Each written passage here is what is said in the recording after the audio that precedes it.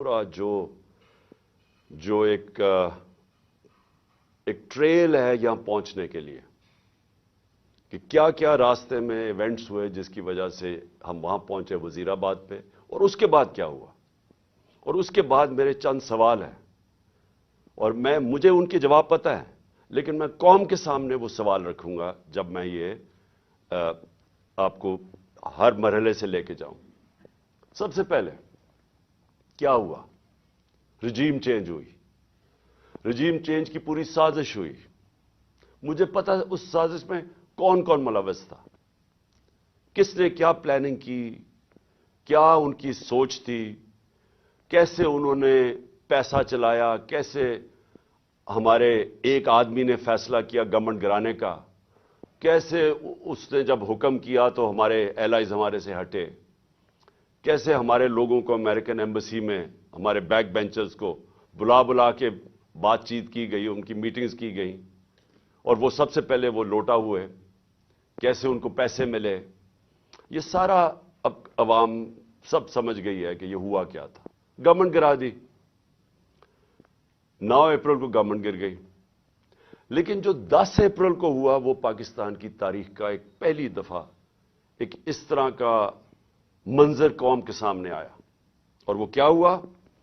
पहली दफा पाकिस्तान की कौम सड़कों के ऊपर आई, लाखों लोग सड़कों पे आए, और सारे लाखों लोगों ने एक बात कही कि इंपोर्टेड हुकूमत नामंजूर।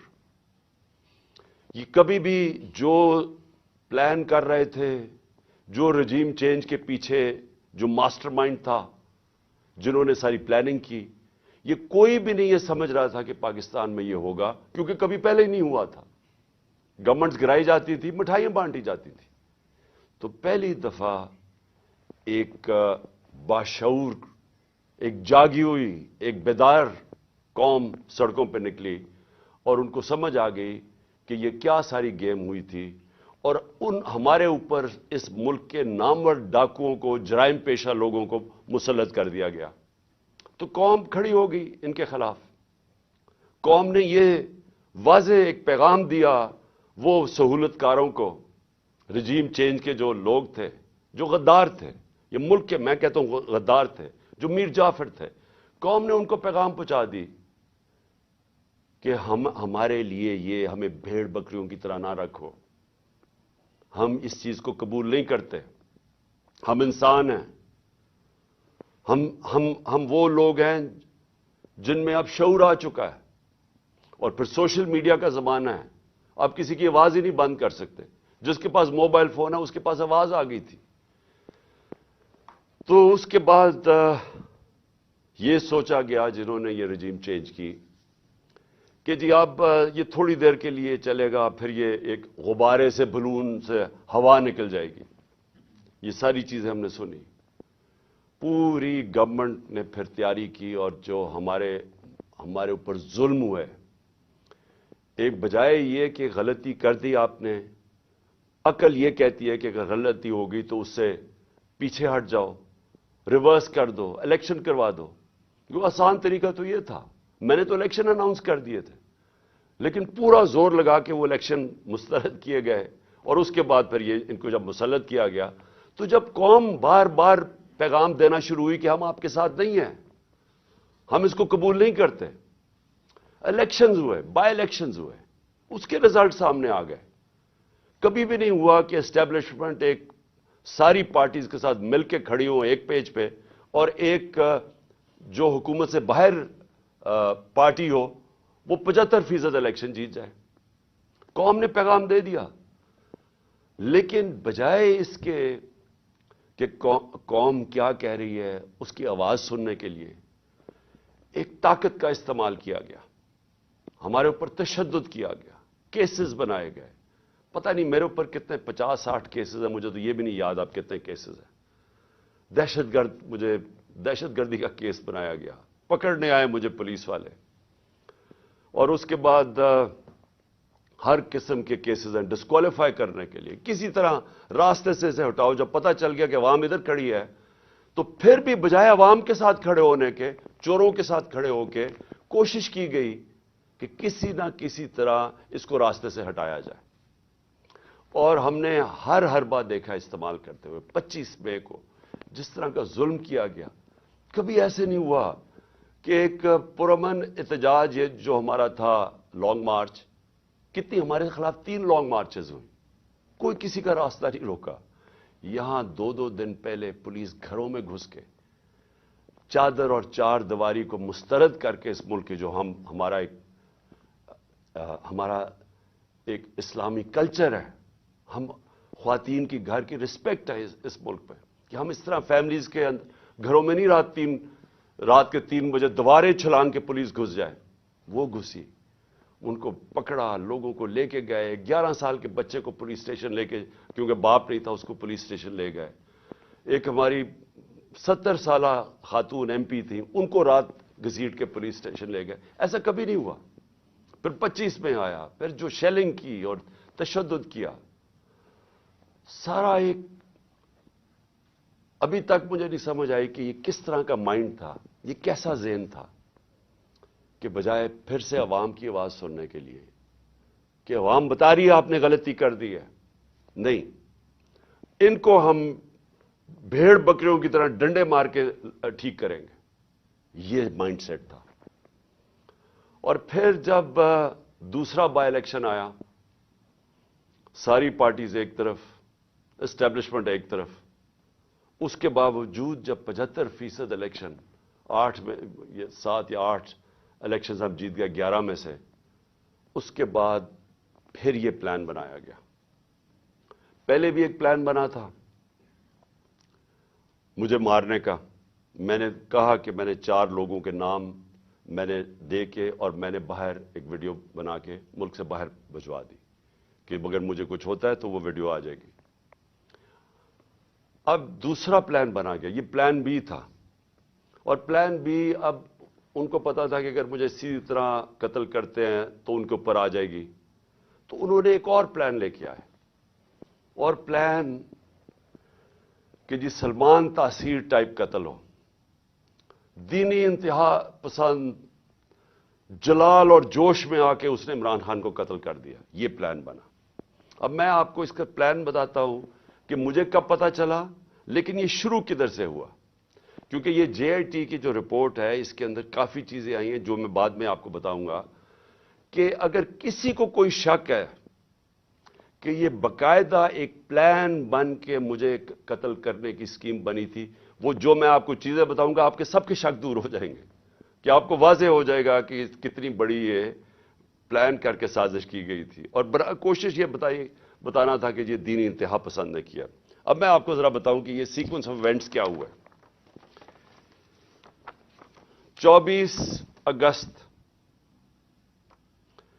ایک وقار ستی ایک ویڈیو لے کے آتا ہے. ویڈیو کدھر بنتی ہے یہ میرا بہت بڑا سوال ہے. یہ کون بناتا ہے یہ ویڈیو؟ اور جیسے بھی اس کے پیچھے جائیں گے آپ کو پتا چل جائے گا. اور مجھے پتا ہے وہ کون تھے، کہ کس نے یہ ویڈیو بنائی. اور ویڈیو کیا ہے؟ عمران خان نے توہین رسالت کر دی، توہین مذہب کر دیا. اور اس کے بعد جناب وہ ویڈیو آگے نکلتی ہے. جاوید لطیف پریس کانفرنس کرتا ہے 14 تاریخ کو، 14 سپٹمبر کو، اور وہ یہ کہتا ہے کہ جناب عمران خان نے بڑا ظلم کر دیا دین کے خلاف. بڑا یہ اس نے لوگوں کے اندر وہ کیا ہے کہ اس نے دین کی کیونکہ کیا ہے تو لوگوں میں اب بڑا غصہ ہے اس کے خلاف. پھر مریم نواز، بڑا اس کو دین کی پرواہ ہے، وہ بہت تکلیف لیتی ہے کہ کوئی دین کے خلاف بات نہ کر دے. تو مریم نواز کو بھی جوش آ جاتا ہے اور وہ 15 سپٹمبر کو وہ بھی پریس کانفرنس کر دیتی ہے. اس سے پہلے میں بھول جاؤں کہ ایک ملک کا ایک بہت بڑا دینی آدمی رانا ثناء اللہ، اس کو بھی جوش آتا ہے. وہ 14 تاریخ کو ایک پریس کانفرنس کرتا ہے کہ جی وہ عمران نے لوگوں کو بڑا غصہ چڑھا دیا کہ اس نے دین کے خلاف بولا. اور پھر ایک اور بڑا دینی آدمی خواجہ آصف، بڑا جی اس کو بھی دین کی بڑی فکر ہے، وہ بھی پریس کانفرنس کر دیتا ہے. اور یہ کرتا ہے 10 اکتوبر کو. اور یہ بھی کہتا ہے کہ جناب عمران خان کو اس کو قوم کو معاف نہیں کرنا چاہیے اسے، کیونکہ اس نے دین کے خلاف وہ ویڈیو کے اوپر سارا ایک ویڈیو بنتی ہے. یاد رکھیں وہ ویڈیو بنتی کدھر سے، اس سے پہلے پی ٹی وی. اب پی ٹی وی آپ سمجھ جائیں کہ اس کے پیچھے کون ہوگا. 4 دن پی ٹی وی کو حکم ملتا ہے کہ عمران کے خلاف پورا کیمپین کریں کہ اس نے دین کی توہین کی ہے. میں صرف اب پہلے یہ جو بڑے آپ کو میں نامور نام بتائے ہیں جن کو دین کی بڑی فکر ہے، مجھے ذرا بتائیے 30 سال سے یہ دونوں جماعتیں اقتدار میں ہیں، مجھے بتائیں کہ کبھی انہوں نے جا کے پاکستان سے باہر کی بات کر رہا ہوں، کبھی انہوں نے دین کا نام لیا؟ کبھی ان کو فکر ہوئی ہے دین کی؟ یہ ان کی آپ سٹیٹمنٹس اٹھا کے دیکھیں، یہ باہر جا کے ایک ہی بات کرتے رہے. میں 90 کی دہائی سے بات کر رہا ہوں کہ جی ہمیں مدد کر دو مغرب، امریکہ ہمیں مدد کر دے، کیونکہ اگر ہم نہیں ہیں تو دینی انتہا پسند پاکستان کے اوپر آ جائیں گے، بنیاد پرست دین کو پاکستان کے اوپر چھا جائیں گے. کیونکہ یہ ڈراتے تھے ایران کے اندر جب خمینی کی انقلاب آیا، اسلامی انقلاب آیا، تو یہ ہمیشہ جا کے مغرب کو خوش کرتے تھے کہ پاکستان میں بھی وہ انقلاب آ جائے گا اگر ہماری اب مدد نہیں کرتے. ان کی سٹیٹمنٹس اٹھا کے دیکھیں، جب یہ باہر جاتے تھے ان کے سربراہ، تو صرف ان کا یہ دین کا نہیں، دین کی بات چھوڑیں، یہ صرف یہ کہتے تھے کہ ہم لبرل ہیں، ہم آپ کے ساتھ ہیں، ہمیں بچا لیں، نہیں تو دینی لوگ پاکستان کے اوپر حاوی ہو جائیں گے. یہ ان کی کیمپین رہی ہے باہر پاکستان سے. میں واحد، اور مجھے فخر ہے اس چیز کے اوپر، لیکن وہ اس لیے نہیں کہ میں کوئی کسی ووٹ لینے کے لیے کر رہا تھا. یہ میرا عقیدہ ہے، یہ میرا ایمان ہے، اور صرف جس کا ایمان ہو تو وہ جس طرح کی باتیں کر سکتا ہے. اور مجھے بتانے کی ضرورت نہیں ہے کہ ہر انٹرنیشنل فورم پہ میں نے اپنے جو ہمارے مسلمانوں سے زیادتیاں ہوتی ہیں جو مغرب میں رہتے ہیں، اسلاموفوبیا، اور پھر جو نبی صلی اللہ علیہ وسلم کی شان میں گستاخی کی جاتی ہے، اس کے اوپر واحد میں چیلنج کرتا ہوں، میں واحد وہ پاکستان کا پرائم منسٹر ہوں جس نے اس کی بات کی ہے. ہر انٹرنیشنل فورم پہ بات کیا میں نے. اور پھر سے میں ریپیٹ کرتا ہوں کہ میں کسی کو خوش کرنے کے لیے نہیں کر رہا، یہ میرا ایمان کا حصہ ہے. اور میں نے اس لیے نہیں کی کہ میں وہ جا کے کوئی پوائنٹ سکورنگ کر رہا تھا مغرب میں جا کے. میں مغرب کو بڑی اچھی طرح جانتا ہوں. میں جو ہمارے ملک پاکستان کے لوگ مغرب میں رہتے ہیں اور مسلمان مغرب میں رہتے ہیں، مجھے پتا ہے ان کے اوپر کیا دشواریاں گزرتی ہیں. مجھے پتا ہے ہندوستان میں اس وقت مسلمانوں کے اوپر کیا ہو رہا ہے، جو مسلمان ہندوستان میں.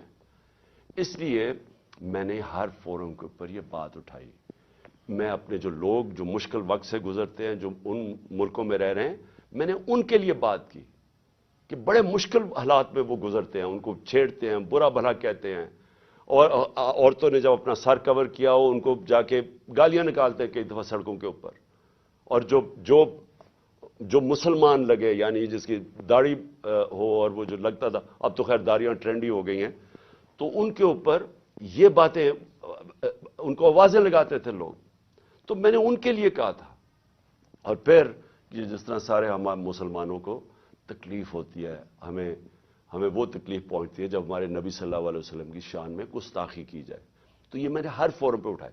اس کے اوپر یہ پروگرام تیاری ہو رہی ہے کہ جناب وہ آدمی دین کی توہین کر رہا ہے. اور یہ اس لیے نہیں کر رہے تھے کہ ان کو یہ جو لوگ ہیں، یہ جو لٹیروں کے میں نام لے رہا ہوں، یہ سارے نامور ڈاکو ہیں جن کے میں نے نام لیے.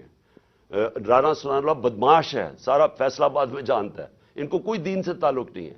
یہ سارا پلان بن رہا تھا، یہ ایک سکرپٹ کے مطابق چل رہے تھے. مجھے اندر سے 3.5 سال میں گورنمنٹ میں رہا ہوں، میری اندر سے ظاہر ہے میرے کنیکشنز ہو گئے تھے. مجھے اندر سے ایجنسیز کے اندر سے پیغام آیا کہ یہ پلان بن رہا ہے آپ کو قتل کرنے کا، دین کے نام پہ، وہی سلمان تاثیر والا قتل. تو میں نے پھر 2 جلسوں کے اندر اس کی بات کی. میں نے 7 اکتوبر کو میرا ایک جلسہ تھا، اور اس سے پہلے 24 سپٹمبر کو میرا جلسہ تھا.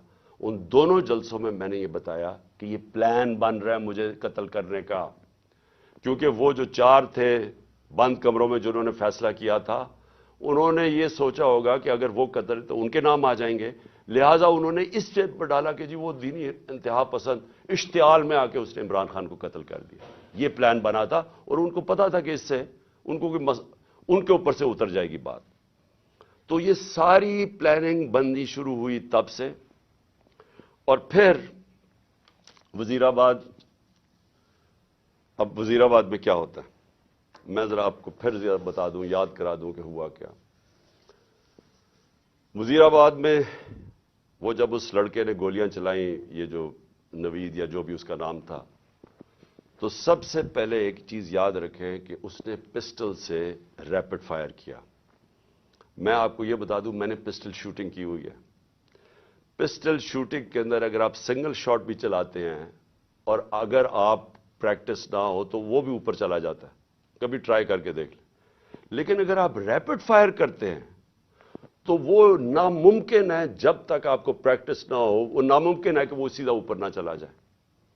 اس لڑکے نے، اور اگر وہ پیچھے سے وہ ابتسام ہمارا ہیرو نہ آتا، وہ بھی اللہ نے بچانا تھا مجھے، وہ نہ اوپر اس کے ہاتھ کرتا تو وہ یہ ساری گولیاں اوپر لگنی تھی. وہ کیونکہ اس کا ہاتھ لگتا ہے وہ اس کی گولیاں نیچے لگتی ہیں. لیکن اس کا ہاتھ ایسے جاتا ہے، وہ اوپر نہیں جاتا. اس کا مطلب وہ ٹرینڈ آدمی تھا. تو وہ ادھر سے گولیاں آتی. لیکن جب میں گر رہا تھا، میری ٹانگ پہ جب گولیاں لگیں، کیونکہ ٹانگ پہ جب گولیاں لگی میں گر گیا، تو جب میں گر رہا تھا میرے اوپر سے گولیاں، اور مجھے واضح ہوا کہ دو مجھے سنے، ایک اس کا برسٹ سنا اور اس کے اوپر ایک اور میں نے دو برسٹ، یعنی کہیں اور سے بھی گولیاں آئیں. میں کہتا رہ گیا کہ سامنے سے گولیاں آئی ہیں، کیونکہ مجھے اوپر سے گولیاں میرے گزری جب میں گر رہا تھا. تو ایک دم میں ابھی ہاسپٹل پہنچتا ہی نہیں ہوں، شوکت تھانہ پہنچتا نہیں ہوں، اس کی سٹیٹمنٹ آ جاتی ہے، ایک ریکارڈ کر کے اس کی سٹیٹمنٹ آ جاتی ہے. اور ریکارڈ سٹیٹمنٹ کیسے آتی ہے؟ اس کی ریکارڈڈ سٹیٹمنٹ آتی ہے کہ میں اکیلا تھا. یہ سب سے امپورٹنٹ چیز ہے. کسی نے اس کو پروگرام کیا ہوا تھا. اگر آپ کو شک بھی ہونا کہ یہ آدمی، یہ طوطا اس کو پڑھایا نہیں ہوا تھا، تو اس کی آپ پہلی سٹیٹمنٹ سن لیں کہ میں اکیلا تھا.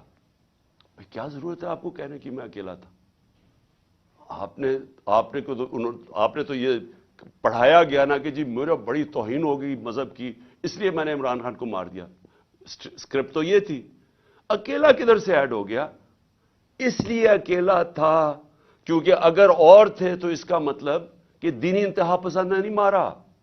اگر اور پتہ چل جائے گولی مارنے والے، تو اس کا مطلب کہ پورا ایک پروگرام بنا ہوا تھا عمران خان کو قتل کرنے کا. تو اس لیے اس نے میں اکیلا تھا. اور اس کی جو پہلی سٹیٹمنٹ تھی وہ بھی بڑی مزیدار ہے. کون سے پولیس، ابھی گولیاں لگی ہیں مجھے، ابھی میں ہاسپٹل بھی نہیں پہنچا، تو کون سا پولیس ایک سٹیٹمنٹ اس کی ریکارڈ کر کے تو جا کے سلیکٹڈ لوگوں کو دیتی ہے، وہ جو کہ مخالف ہے تحریک انصاف کے، ان رپورٹرز کو دیتے ہیں جو ہمارے خلاف ہے. اب یہ ذرا سنیں، اس کی سٹیٹمنٹ آتی ہے اور سٹیٹمنٹ ریکارڈ کون کرتا ہے؟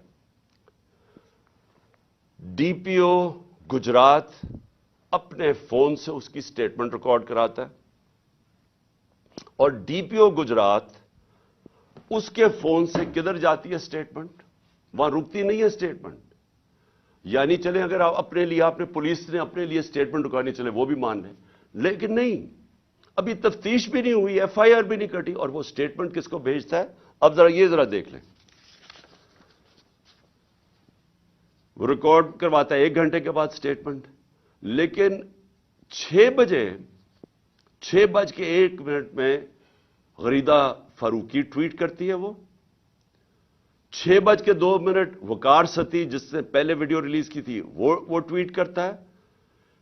6:02 میں مرتضی سلنگی ٹویٹ کرتا ہے. وہ حامد میر 6:03 پہ ٹویٹ کرتا ہے. اور جو آپ کو پتا ہے کہ ہمارا کتنا خیر خواہ چینل ہے جیو نیوز، وہ 6:04 پہ کرتا ہے ٹویٹ، یعنی پروگرام اس کے دکھاتا ہے وہی اس کی سٹیٹمنٹ.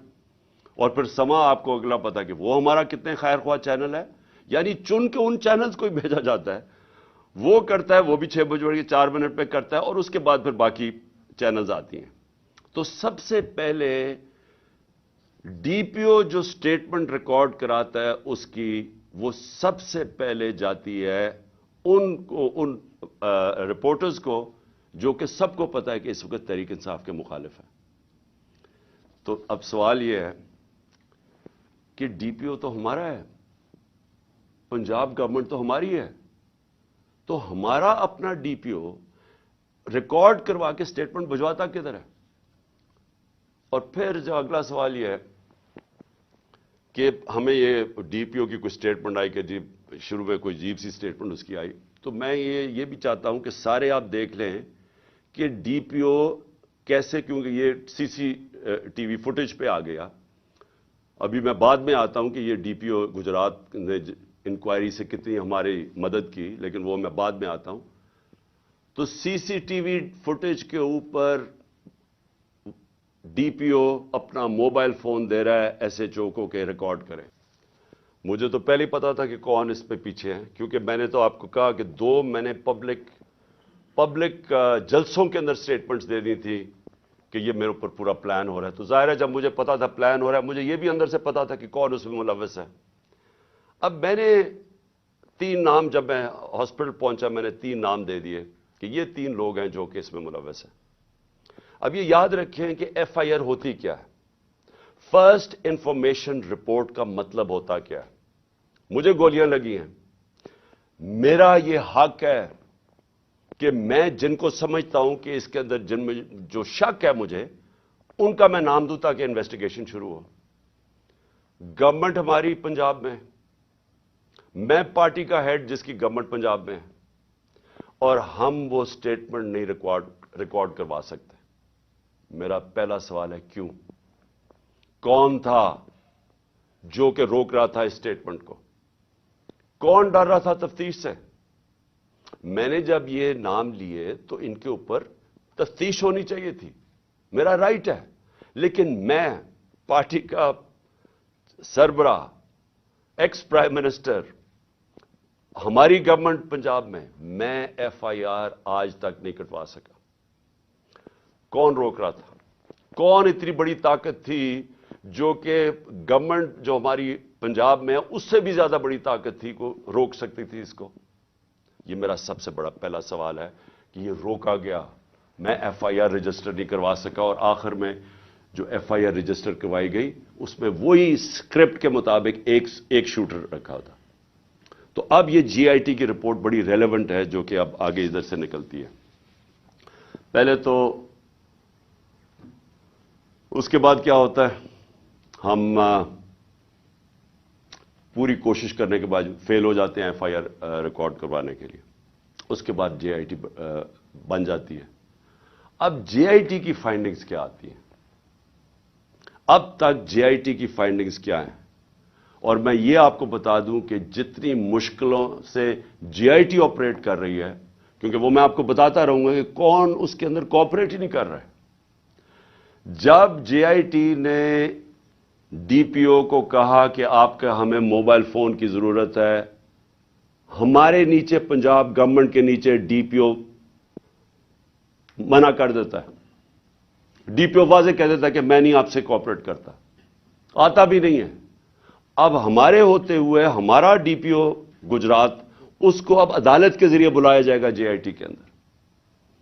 پھر کیا ہوتا ہے, وہ جو شام کو جب ایک دفعہ ڈی پی او اس کی سٹیٹمنٹ ریکارڈ کر دیتا ہے, 8 گھنٹے کے لیے اس کو نوید کو سی ٹی ڈی اٹھا لیتی ہے. سی ٹی ڈی پھر ایک اور ویڈیو ریلیز کرتی ہے رات کے 12 بجے. اور سی ٹی ڈی کا کیا کام تھا اس ویڈیو کو ریلیز کرنا؟ پھر ایک اور چیز ہے کہ سی ٹی ڈی جب وہ ویڈیو ریلیز کرتی ہے جو اس کی بیک گراؤنڈ ہے وہ چینج کر دیتی ہے بعد میں. پھر سی ٹی ڈی کے جو اس آدمی کو جو ملوث تھا اس کو جب بلایا جاتا ہے جے آئی ٹی میں, وہ بھی منع کر دیتا ہے کہ میں نہیں آتا. پھر سے پنجاب گورنمنٹ کے نیچے ہے وہ منع کر دیتا ہے کہ میں نہیں کوآپریٹ کرتا. یعنی کیا وجہ؟ اب میں سوال سب سے پوچھتا ہوں کہ کیا وجہ کہ یہ ہمارے نیچے آفیسرز پہلے تو وہ نہیں، ہم اپنی ایف آئی آر نہیں رجسٹر کروا سکتے، اور پھر وہ منع کر دیتے کہ جی ہم نہیں کوآپریٹ کرتے۔ کیوں نہیں کرتے؟ کون ان کو روک رہا تھا؟ ہمارے سے ظاہر ہے کوئی زیادہ طاقتور فورس تھی جو روک رہا ہے ان کو۔ اس کے بعد کیا ہوتا ہے؟ اس کے بعد جے آئی ٹی کی فائنڈنگز آتی ہیں۔ وہ عدالت میں جو آپ فائنڈنگز رکھتے ہیں اس میں کیا چیز سامنے آتی ہے؟ نمبر 1 کہ 3 شوٹر تھے، 2 نہیں تھے، 3 شوٹر تھے۔ ایک تو وہ نوید جس نے گولیاں ماری، دوسرا ایک اوپر سے جو گولیاں، جو میں کہہ رہا تھا اوپر سے آئیں گولیاں، وہ اب وہاں بھی ان کے جو گولیوں کے جو شیلز ہوتے ہیں وہ وہاں ملے اوپر، 8 غالباً اوپر ملے، 10 نیچے ملے، اور 2 اور نیچے ملے جو اور مختلف بندوق سے چلائے ہوئے تھے۔ جو گارڈز تھے ہمارے اوپر، ان کی فورینزک جب ٹیسٹ کرایا گیا کسی کی بھی گولی نہیں چلی تھی، کیونکہ جو گارڈ سب سے قریب تھا اس کے تو 6 گولیاں اس کے اندر سے نکلی، تو وہاں تو کسی کے پاس بھی نہیں تھا۔ اور پھر یہ بھی چیز سامنے آ گئی کہ معظم جو تھا، جو معظم شہید ہوا، وہ آپ کوئی بھی اگر آپ کو سوشل میڈیا پہ وہ ویڈیو مل سکتی ہے، اس کا سلو موشن دیکھ لیں۔ وہ معظم جب جاتا ہے اس کے پیچھے، تو جیسے ہی اس کے سامنے آتا ہے نوید کے، اس کو گولی لگتی ہے۔ وہ گولی نہ آگے سے لگتی ہے نہ کنٹینر سے لگتی ہے، وہ گولی کہیں دور سے آ کے لگتی ہے اس کے اس طرف، اور وہ نوید کے لیے وہ گولی تھی۔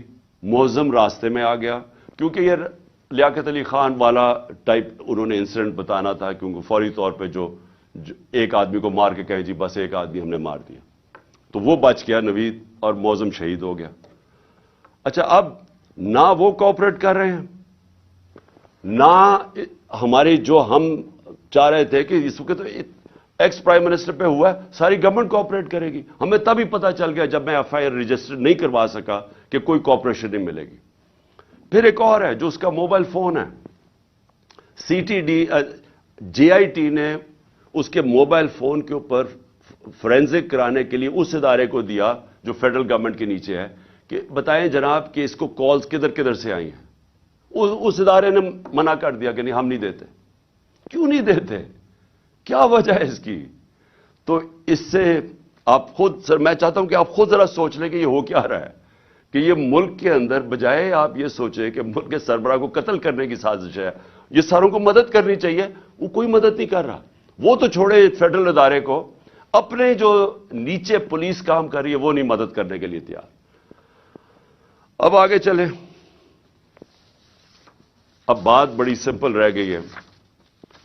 میرا یہ سوال یہ ہے کہ کون کون لوگ اس کے اندر ملوث ہو سکتے ہیں؟ مجھے پتا ہے کون ہے وہ، میں صرف اب سوال چھوڑنے لگا ہوں سب کے لیے، اپنی قوم کے لیے، کہ یہ جب میرے یہ جو ہوا اس کے اندر، میں چاہتا ہوں کہ قوم خود سوچ لے کہ اگر یہ ملک کے ایکس پرائم منسٹر سے ہو سکتا ہے تو باقی قوم کے اندر لوگوں کی کیا حیثیت رہ گئی۔ یعنی جب ہم قانون کی حکمرانی کی بات کرتے ہیں تو اس کا مطلب یہ ہوتا ہے کمزور اور طاقتور ایک ہی قانون سب کے لیے۔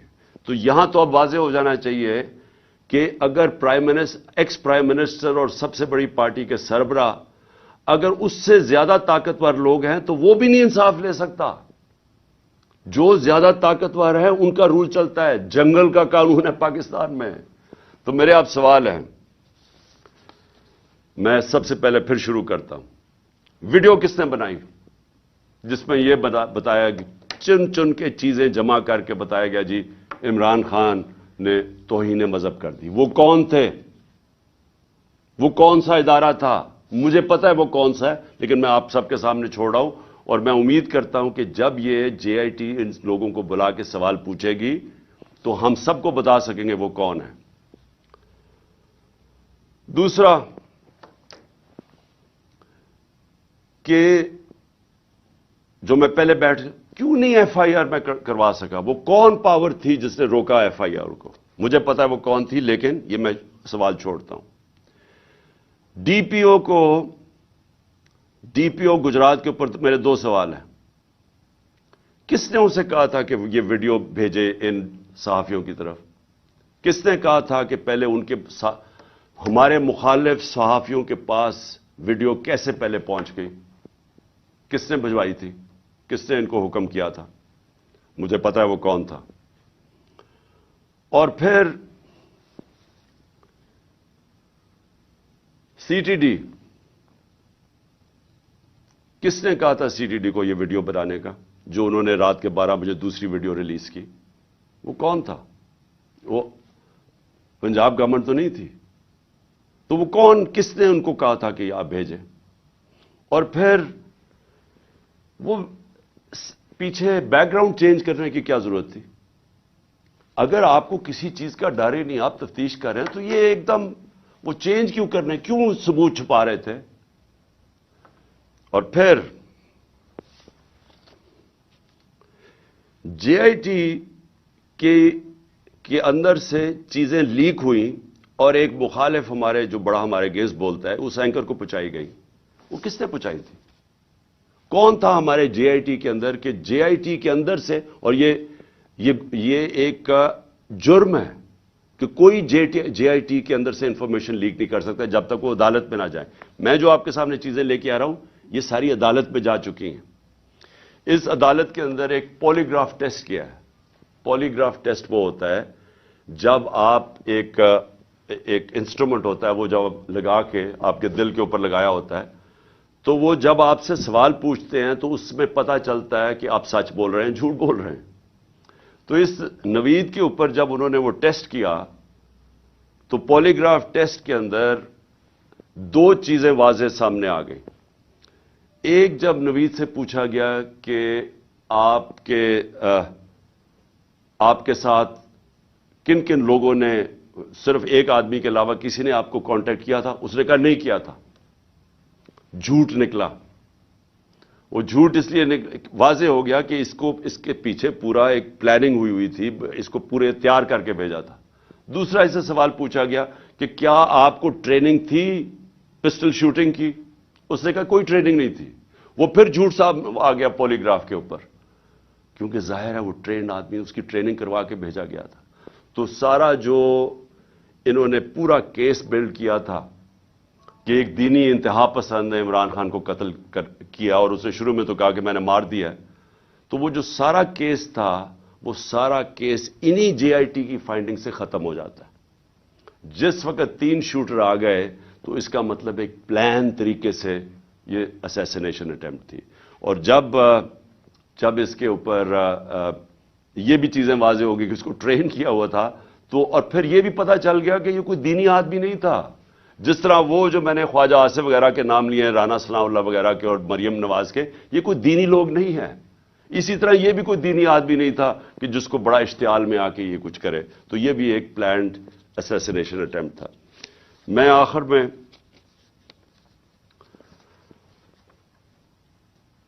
میں سوال پوچھنا چاہتا ہوں ان لوگوں کو جو اس ملک میں طاقت رکھتے ہیں۔ میں ان لوگوں سے آج سوال پوچھنا چاہتا ہوں جو مجھے پتہ ہے اس کے پیچھے تھے۔ مجھے یہ پتہ ہے کہ نون لیگ کے اوپر سربراہ ان کے پیچھے تھے، مجھے اس کا واضح ہے۔ مجھے یہ پتہ ہے کہ رانا ثناء اللہ، جس کے لیے قتل کرنا کوئی بڑی چیز نہیں، وہ پیچھے تھا۔ مجھے پتہ ہے کہ شہباز شریف، جس نے ایکسٹرا جوڈیشل کلنگ میں، اس کے اوپر رپورٹ ہے 97 سے 99 تک، کہ اس نے کتنے لوگ پولیس مقابل میں قتل کروائے تھے۔ عابد باکسر کی سٹیٹمنٹ ہے کہ کیسے شہباز شریف ان سے لوگوں کو قتل کرواتا تھا۔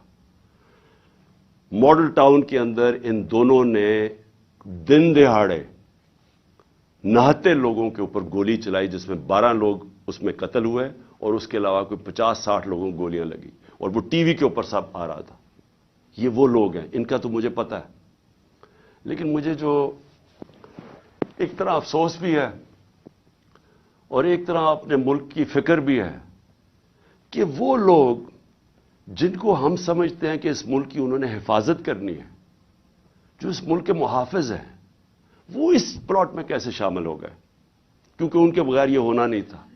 جو سارا کور اپ ہوا ہے وہ کبھی بھی یہ جو دو کرمنلز ہیں یہ نہیں کر سکتے تھے، شہباز شریف اور رانا ثناء اللہ۔ یہ اس سے زیادہ طاقتور لوگ کر سکتے تھے، صرف وہ یہ کور اپ میں شامل تھے۔ سارا جو طریقے سے اس نے کہا جی میں اکیلا ہوں، اسے منہ سے بلوایا گیا، ایویڈنس پولیس کے اوپر پریشر ڈالا گیا، ایف آئی آر نہیں، یہ دونوں نہیں کروا سکتے تھے۔ ان کے پیچھے ہمارے وہ لوگ ہیں جن کو ہم سمجھتے ہیں کہ ہمارے ملک کی حفاظت کریں گے۔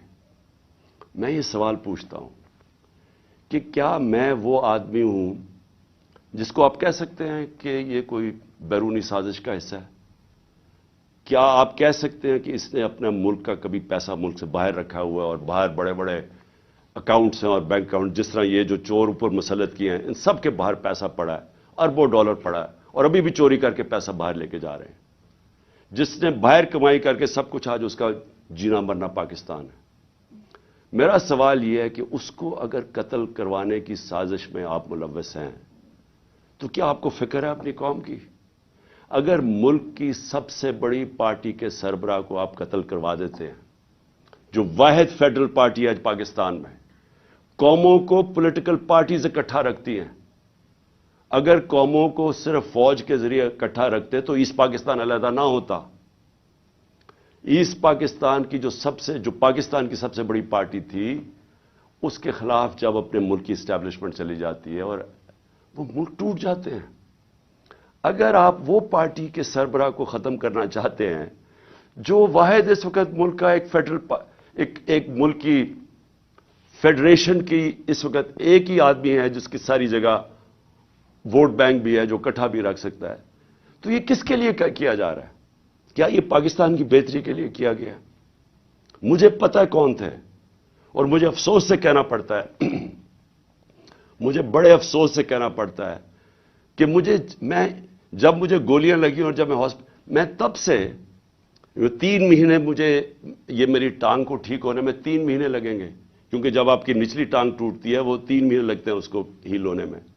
تو میں 2 کمروں میں بند ہوں۔ میں بار بار اپنے سے سوال کرتا ہوں کہ یہ کیسا مائنڈ سیٹ ہے، وہ کون سا ذہن ہے، اور وہ مجھے پتہ ہے کون سا ذہن ہے کہ جو یہ سوچ سکتا ہے کہ اپنے ملک کو نقصان پہنچا سکتا ہے، کیونکہ یہ ملک کو نقصان ہوگا۔ آپ اگر ملک کی پولیٹیکل پارٹیز کو کمزور کرتے ہیں اور فیڈرل پارٹی کو، تو اس سے بڑا ملک کا نقصان کیا ہو سکتا ہے؟